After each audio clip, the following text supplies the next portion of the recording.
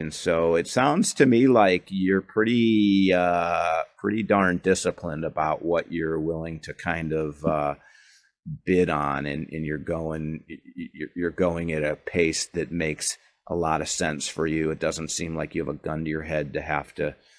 You didn't raise money for a fund, for example, and it sounds like you're being really uber methodical, which is great. The fund discussion is interesting.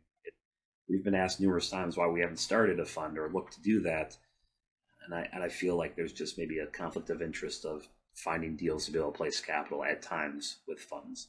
Although at the same time, we've passively invested with funds in the past too, with operators that we know and trust.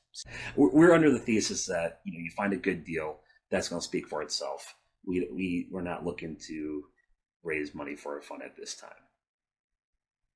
I just interviewed somebody yesterday who's been doing this a long time, and very successful, a lot of units. And I asked him about the fund situation.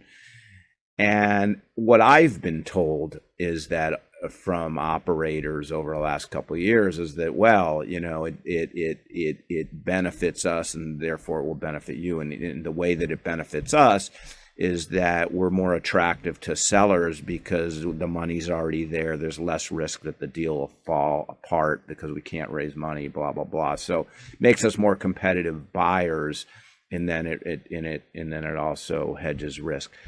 The guy I talked to yesterday said, nah, he said, we've been doing this a long time. We have a great reputation. Sellers know we're going to perform. So, cross that one off the list. It's basically BS. And he said it's really, from an operator perspective, he said it's really just about, it makes it a lot easier for us on the capital raise side. He said, because capital raise is always incredibly difficult, and to have to raise, go back to the well, deal after deal after deal is just much harder. But that's really what it is. And so it certainly was made me think. I buy off on the diversification benefit to a limited partner, just because things can go bad on a deal, and I guess if a fund is going to have 5 deals, maybe it hedges your risk.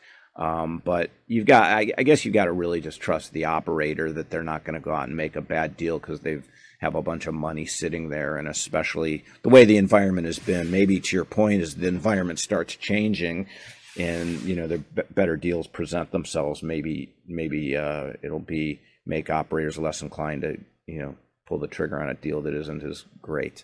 I agree. Moral of the story is track record, trust, and history of the operator, right? Yeah, I get it. Well, my goodness, man, you're going to put one foot in front of the other and continue to kill it. I can tell. What would you say is the most important lesson or two that you've learned along the way as it pertains to kind of the multifamily space? Maybe it doesn't just pertain to multifamily, but always grow, always learn. Look to attend conferences, meet new people, network. We literally learn something new every day, from the best strategy for actually completing our capital raises to different underwriting techniques and making sure our models are better and more concise. So never stop learning. Surround yourself with people that are smarter than you. That's my number one piece of advice always. If you're the smartest person in the room, you're in the wrong room.